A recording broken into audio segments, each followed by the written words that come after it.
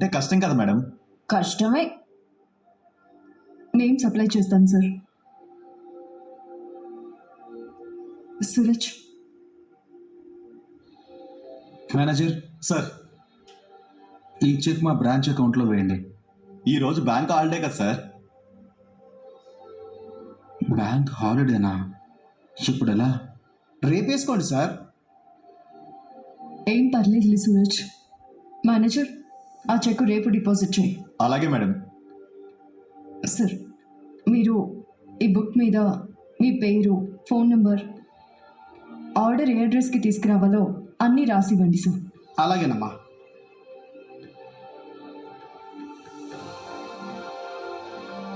తీసుకోమ్మా. ఈ అడ్రస్కి ఫుడ్ డెలివరీ చేయాలి. అలాగే సార్.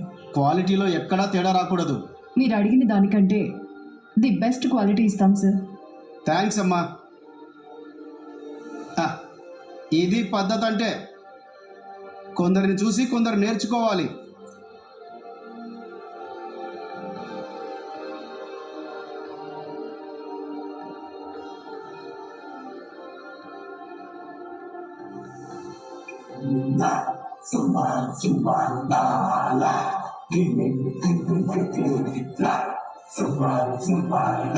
ఏంటి వాతావరణం అంతా వేడివేడిగా ఉంది?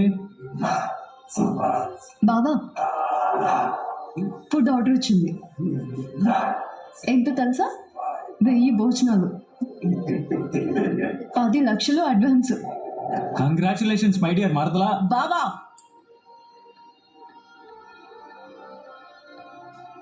ఎవరైనా ఏదైనా సాధించినప్పుడు కంగ్రాచులేషన్స్ చెప్పడంలో తప్పులేదుగా.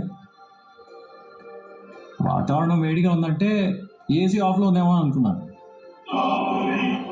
ఇది కొందరి కడుపు మంట వల్ల వచ్చిన వేడని ఇప్పుడు అర్థమైంది.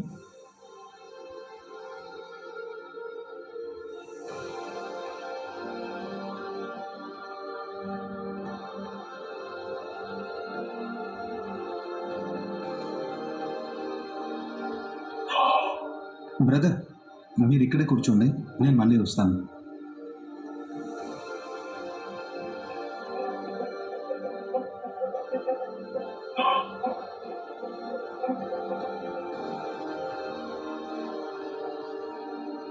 పార్టీ ఇది ఇంటికి వెళ్ళాక ఇస్తాలే బాబా. ఎవరైనా వింటారు. ఇంటికి వెళ్ళిన తర్వాత స్వీట్ చేసి పెడతా అంటున్నాను. నువ్వు ఇలా చెప్తే జనం కన్ఫ్యూజ్ అయిపోరు. మొత్తానికి ముత్యాలమ్మ గూడెం దీప గారు ఒక మెట్టెక్కేశారు. ఓ బాబా, ఆర్డర్ రావడం గొప్పతనం కాదు, దాన్ని నిలబెట్టుకోవడం గొప్పతనం. నువ్వు నిలబెట్టుకుంటావులే మరదలా. పాపం చిన్న మరదలే ఏడు మొహంతో ఏమోలో కూర్చుని బాధపడుతూ ఉంటుంది.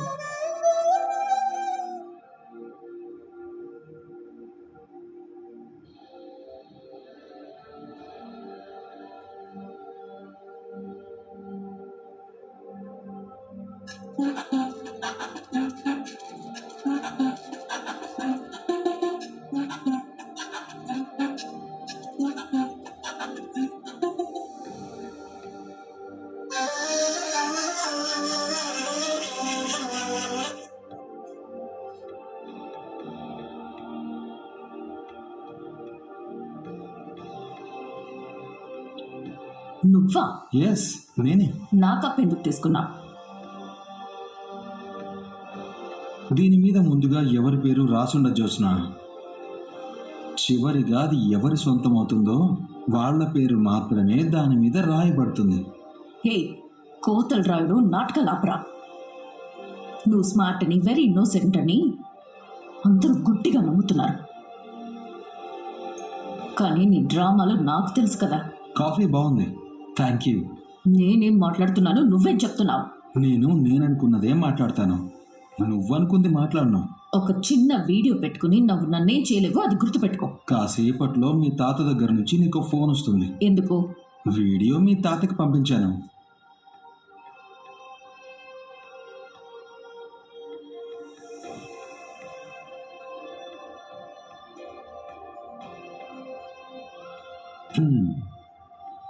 రౌడీలను అడ్డు పెట్టుకుని నువ్వు చేసిన అరాచకాలన్నీ దాంట్లో ఉన్నాయి. ఎవరికి పంపించను అని మాటిచ్చావు కదరా. నేనే మాటివ్వలేదు. నువ్వు నా గురించి బయట పెడితే నేను నీ గురించి బయట పెడతాను అన్నాను. నేను నీ గురించి ఎవరికి చెప్పలేదే. నేను నీ గురించి ఎవరికి చెప్పలేదు. వీడియో పంపించానన్నావు కదా. అది బయటపడితే నువ్వు ఎంత కంగారు పడతావో చూడాలనుకున్నాను. నువ్వు మరీ ఇంత సాడెస్ట్ వింట్రా.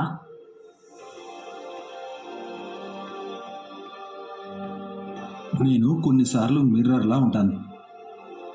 నా ముందు నిలబడితే నేను వాళ్ళలాగే కనిపిస్తాను. మేబీ నీ సాడిజం నాలో నీకు కనిపించిందేమో. నిన్ను చిన్నప్పుడే ఏదైనా మంచి డాక్టర్కి చూపించాల్సిందే. ముద్దులేసి తప్పు చేశారు. ఇప్పుడు బాగా ముదిరిపోయి. డోంట్ వరీ, నేను కరెక్ట్ చేస్తాను కదా. నిజాయితీ లేని నీలాంటి వాళ్ళ మాటలు కూడా వినాల్సిన పరిస్థితి వచ్చింది చూడు. దీన్నే దరిద్రం అంటారు.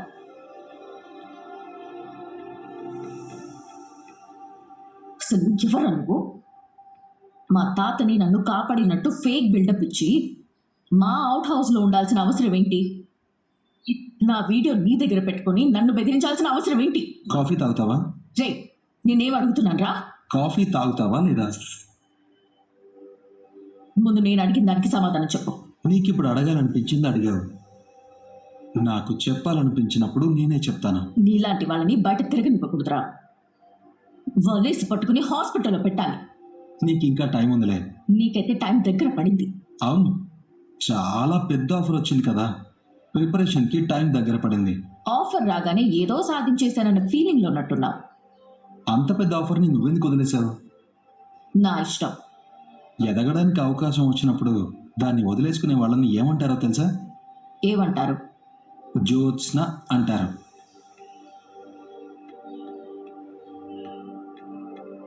ఈ ఆఫర్ నువ్వు తీసుకుని ఉంటే ఈ కాంపిటీషన్లో నువ్వే గెలిచేదానివి.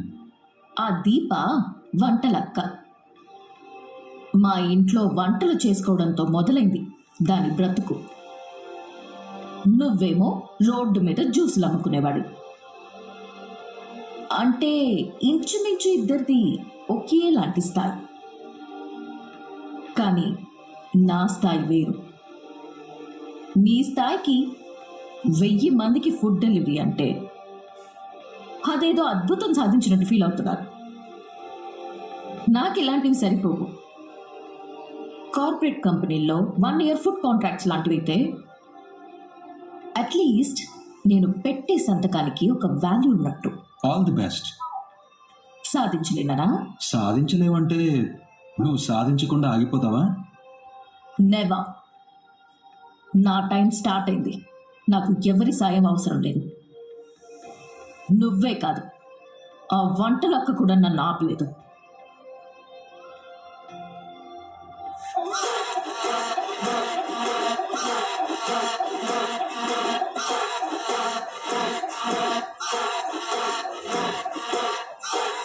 ఏంట్రా అలా చూస్తున్నావు? పడిపోతే సాయం చేయాలి కదా. ఎవరు ఆపలేరు, ఎవరి సాయం అవసరం లేదు అన్నావు.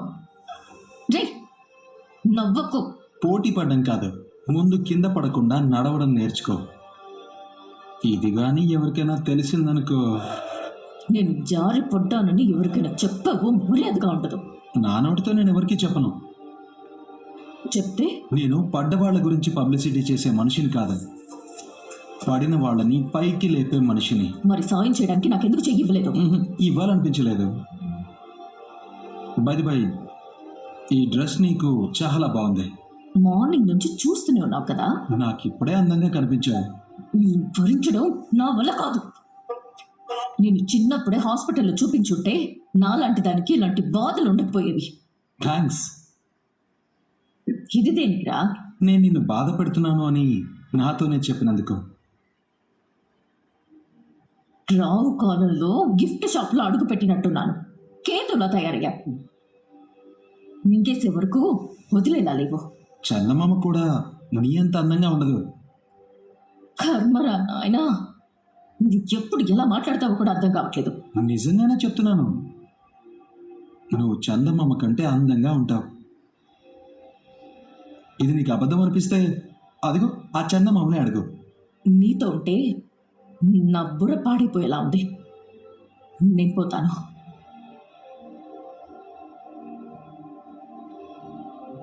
నేను పడిన విషయం ఎవరికైనా చెప్పావో మర్యాదగా ఉండదు. చెప్పను. మాట దాటావు కదా, నా మాట గట్టు కాదు, గోడ. అయితే దూక్కుండా ఉండు. దూకావు చచ్చావే.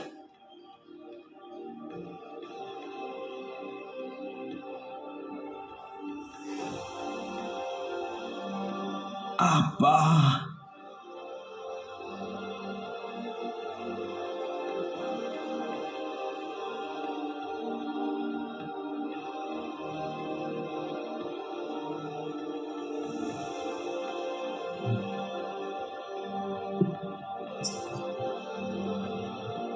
ఈ మొగుడు పెళ్ళం ఎక్కడికో పోయినట్టున్నారు.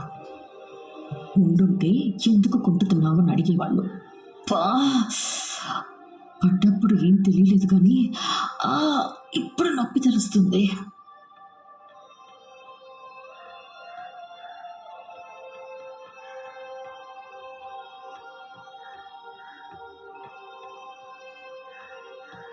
జ్యోత్స్న, జ్యోత్స్న, ఏంటి తాత?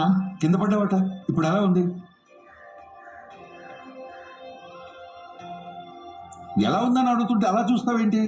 నీకెవరు చెప్పారు? ఎలా ఉందో చెప్పమంటే ఎవరు చెప్పారని అంటావేంటి? ఈ వేస్ట్ ఫెలో సూరజ్ గడి చెప్పుంటాడు. అడిగేది నిన్నే జ్యోత్స్న. ఇప్పుడు బాగానే ఉంది తాత. నడవడం కూడా రాకపోతే ఎలా చెప్పు? తాత అది నేను బాగానే. అంతా తెలుసులే, కాస్త చూసుకొని నడవాలి. అలాగే తాత. ఇప్పుడే కదా పడ్డాను, ఈ గ్యాప్లో ఎలా చెప్పాడు? పెద్దమడి గారు, పెద్దమడి గారు, ఘోరం జరిగిపోయినట్టుగా. అయ్యో, ఏంటి బావా? జారి కింద పడ్డారంట కదా. చెప్పండి మేడం. నీకెలా తెలుసు? లోకం కోడే కూస్తుంటే నీకెలా తెలుసు అంటారేంటి? అంటే ఈ విషయం ఎవరెవరికి తెలుసు? నాకు కూడా తెలుసు అమ్మాయి గారు. ఈ విధవ అందరికీ ఎలా చెప్పాడు? మా అమ్మ పేరేంటో చెప్పండి. ఎందుకు? Memory test. దేనికి? మోకాలికి దెబ్బ తగిలింది కదా, బ్రెయిన్ ఏమైనా డ్యామేజ్ అయిందేమోనని. బావా జస్ట్ టెస్టు. పొరపాటున గట్టు నీ మోకాలికి తగిలి నువ్వు గతం మర్చిపోయి నేనెవరిని అని అడిగామనుకో, ఆ తర్వాత నీకు గతం గుర్తు చేయడానికి నేను గుర్రబండి వేసుకుని కొండెక్కాలి, లేదా కొండ మీద నుంచి దూకాలి. ఎందుకు? పాత సినిమాల్లో మరదలకి బావ గతం ఇలాగే గుర్తు చేస్తాడు. యా మహానుభావా, నా పేరు జ్యోత్స్న, మా అత్త పేరు కాంచన. మతిపోలేదు బావా. కానీ కింద పడింది కదా. నేనేం పడలేదు, జస్ట్ పడబోయాను అంతే. ఊరుకోండి పెద్ద మేడం, ఎవరో వెనక నుండి లాగిపెట్టి తంతే బోర్ల పడినట్టు ముందుకు పడ్డారు. నీకెవరు చెప్పారు? లోకమే కోడే కూస్తుంటే నీకెవరు చెప్పారు అని అంట వెండిచిన మరదలా. ఎవరంటే తినగా మాట్లాడదని తెలుసు, కాలు కూడా. నువ్వు తిట్టుకో, నేను రీల్స్ చూసుకుంటాను. రే అడవి మనిషి, మరి ఇంత తేడాగా ఉన్నావేంట్రా? అసలు మనుషుల పుట్టుక మొదలైందే అడవిలో. ఇంకా చెప్పాలంటే ఒకప్పుడు ప్రపంచం అంతా అడవే. నువ్వు అడవిలో పుట్టడం కాదురా, నీలోనే ఒక అడవి ఉంది, మమ్మల్ని చంపుతున్నావు. హు, హు. మనిషి ఇలా ఫ్రస్ట్రేట్ అవడం వల్ల లివర్ డ్యామేజ్ అవుతుంది. మితిమీరిన కోపం వల్ల బాడీ టెంపరేచర్ బాగా పెరిగి హార్ట్ మీద ఎఫెక్ట్ అవుతుంది. ఇంతకు ముందు ఏదైనా హాస్పిటల్లో డాక్టర్ దగ్గర పనిచేసావా? కోర్టులో లాయర్గా పనిచేశాను. జోకులు వేయకు. నువ్వు చెప్తేనే తెలిసింది నేను వేసింది జోక్ అని. రే చచ్చి నోడా, చెప్పింది వినిపించుకోరా. థ్యాంక్స్. ఎందుకు? మనసులో ప్రేమ ఉంటేనే. మేడం, నువ్వు ఎందుకు ఏడుస్తున్నావు? మేడం గారు కింద పడిపోయారంట సార్.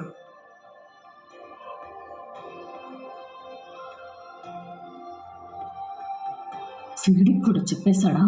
రే సూరజ్, ఎంత ఆర్డర్ పోతే మాత్రం ఇంత దిగులుగా ఉంటే ఎలా మేడం? హే ఇక్కడి నుంచి నేనంత పోతానా లేదా? మేడం, కార్తీక్ గారు, మా మేడం గారికి తలకి దెబ్బ గట్టిగా తగిలినట్టుంది. ఊరికే అరుస్తున్నారు. మేడం, వద్దు మేడం, మేడం. కొట్టాలి, ఆ!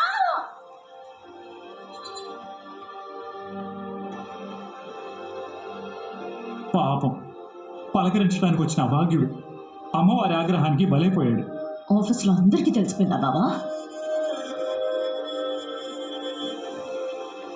చెప్పు మమ్మీ, కింద పడ్డావట, ఇప్పుడు ఎలా ఉంది? చెప్పు జ్యోత్స్న, ఇప్పుడు నీకు ఎలా ఉందో?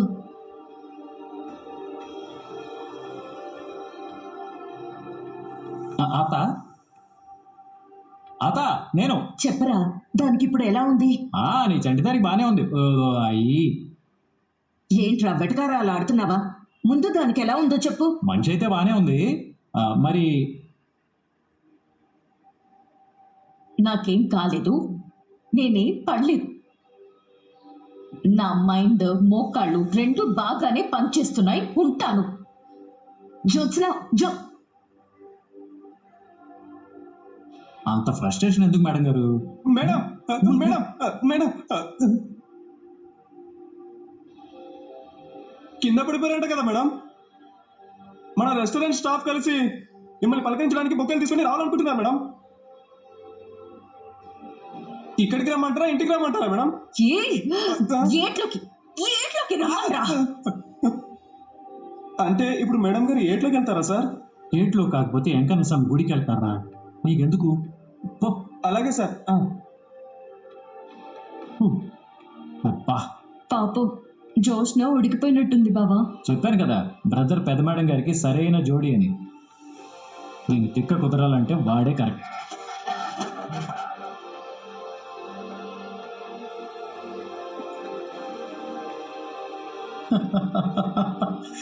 రే సూరజ్, హ? నువ్వు అసలు మనిషివేనా? నేను కింద పడిన విషయం ఎవరికి చెప్పదని చెప్పాను కదా, ఎందుకు చెప్పావురా? Very funny. రే, నేను నీతోనే మాట్లాడుతున్నాను రా. చెవులు పోయాయా? నువ్వు మాట్లాడాలనుకున్నావు కదా, నువ్వు మాట్లాడు. నేను వినాలనుకున్నప్పుడు వింటాను. నేను నిన్ను తిడుతున్నాను. నేనేం డిస్టర్బ్ చేయట్లేదే. నువ్వు తిట్టుకో, నేను రీల్స్ చూసుకుంటాను. రే అడవి మనిషి, నువ్వు మరి ఇంత తేడాగా ఉన్నావేంట్రా? అసలు మనుషుల పుట్టుక మొదలైందే అడవిలో. ఇంకా చెప్పాలంటే ఒకప్పుడు ప్రపంచం అంతా అడవే. నువ్వు అడవిలో పుట్టడం కాదురా, నీలోనే ఒక అడవి ఉంది. మమ్మల్ని చంపుతున్నావు. మనిషి ఇలా ఫ్రస్ట్రేట్ అవడం వల్ల అవుతుంది. ఇంతకు ముందు ఏదైనా హాస్పిటల్లో డాక్టర్ దగ్గర పనిచేసావా? కోర్టులో లాయర్గా పనిచేశాను. నోడా, చెప్పింది వినిపించుకోరా. థ్యాంక్స్. ఎందుకు? మనసులో ప్రేమ ఉంటేనే మాటల్లో తిట్లొస్తాయని ఎక్కడో చదివాను. చదివింది కాదు, ముందు నేను అడిగింది చెప్పు. అడుగు. నేను కింద పడ్డానని ఎందుకు చెప్పాను? నేను చెప్పానని నీతో ఎవరైనా చెప్పారా? లేదు. ఎవరూ చెప్పకుండా నేను అందరికీ చెప్పానని ఎలా కన్ఫర్మ్ చేస్తావు? ఇదేదో పెద్ద లాజిక్ అన్నట్టు మాట్లాడకు. నేను కింద పడ్డం నీకు తప్ప ఇంకెవ్వరికి తెలియదు, కానీ తర్వాత అందరికీ తెలిసింది. ఎలా తెలుస్తుంది? నువ్వు చెప్తేనే కదా తెలుస్తుంది. నేనైతే ఎవరికీ చెప్పలేదు. చెప్పకపోతే ఎలా తెలుస్తుందిరా బాబు? ప్రామిస్, నేనైతే ఎవరికీ చెప్పలేదు. పోనీ ఏం చేసావో చెప్పు. నీలా మరెవరూ పడకూడదని సీసీటీవీలో నువ్వు పడిన ఫుటేజ్ని మన కంపెనీ గ్రూప్ అకౌంట్లో పోస్ట్ చేశాను. అంతే. నువ్వు ఫ్రస్ట్రేషన్లో ఉండడం వల్ల చూసుకోలేదేమో. నీ మొబైల్ చెక్ చేస్తే అందరికీ ఎలా తెలిసిందో నీకు కూడా అలాగే తెలుస్తుంది. ఇలాంటిది ఎవరైనా గ్రూప్లో పోస్ట్ చేస్తారా? నేను చేస్తాను. ఇంట్లో వాళ్ళకి ఎలా తెలిసింది?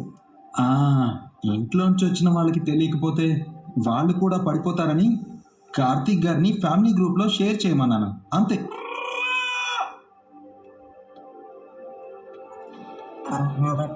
షేర్ చేయమన్నానే కానీ నువ్వు కింద పడ్డావని నేనైతే ఎవరికి చెప్పలేదు. నీకు దండంరా దూత. నువ్వు మామూలుడి కాదు.